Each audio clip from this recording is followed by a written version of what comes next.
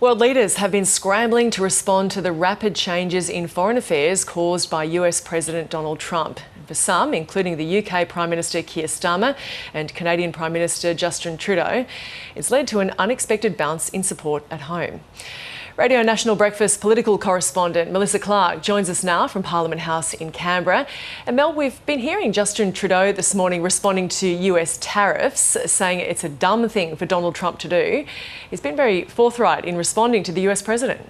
He certainly has. He's been willing to take up the fight to Donald Trump and respond to imposition of tariffs with tariffs of Canada's own. And in other areas where Donald Trump has talked about wanting to make Canada the 51st state of America, the Canadians have responded strongly as well. And what that's led to is an increase in support for Justin Trudeau's Liberal Party. Now, you might remember at the start of the year, Justin Trudeau had announced he would be standing down from the leadership after 10 years as Prime Minister, in acknowledgement that the Liberal Party that he leads is in a very bad place in the polls, and with an election due this year and the opposing Conservative Party looking like it would romp in with success, that they would get a new leader to at least try and limit the damage to the centre-left Liberal Party that he leads. But what we've seen over the last couple of weeks is a really dramatic turnaround in polling. So his Liberal Party, the centre-left party, was more than 20 percentage points behind the Conservatives, led by opposition leader Pierre Poilievre. But now, just in the space of the last month, that has swung around, and the latest polls have his party now 2 percentage points in front of the Conservatives. So this strong stand that he's been taking has certainly contributed to this turnaround in the polling numbers, a really dramatic turning around. Like, we look at Australian polling numbers and we talk about, a shuffle here of a couple of percentage points being a big move. This is a more than 20 percentage point shift in the space of a couple of weeks. So, Mel, does this show that taking up the fight to Donald Trump is a popular move?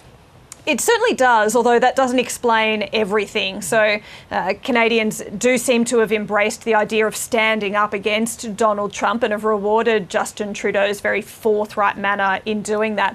But there's a couple of other things at play here. The opposition, the Conservative Party, had really lent into Justin Trudeau being at the end of his time after 10 years of needing a change. So the fact that he's announced he's stepping down and there's a new leader imminent certainly helps the case of the Liberals. But interestingly, the opposition leader, Pierre Poilievre, he has very much, over the last 12 months or so, echoed some of the sentiments of Donald Trump, has really led into this strongman conservative approach.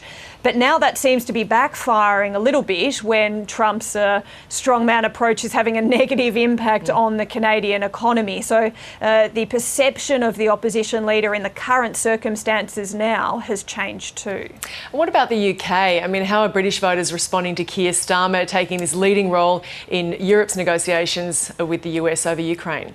Yeah, it's a similar picture. Keir Starmer, his approval ratings plummeted pretty quickly after he came to the Prime Ministership in July. But in the last couple of weeks, again, we've seen his approval ratings, both as a better Prime Minister, have lifted up by about 6 percentage points to put him back in front of Nigel Farage, of whom he's been trailing for some time. And his net approval rating has jumped up around 10 percentage points as well. So Keir Starmer was seen as someone who was a little bit directionless, but having taken this very leading role in Europe's response to Donald Trump's approach to Ukraine, certainly seems to be paying domestic dividends for Keir Starmer.